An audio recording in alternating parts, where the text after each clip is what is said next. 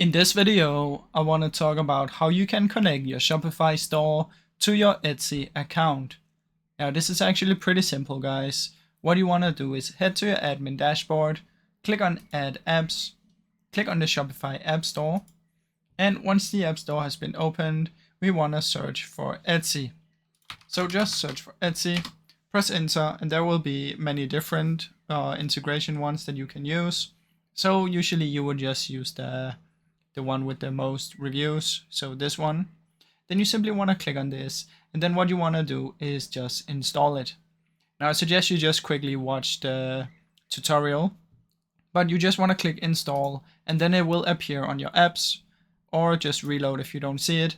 And then you just want to click on it, and it's going to ask you to connect your account, and it's going to give you some instructions on the screen on how you can do this.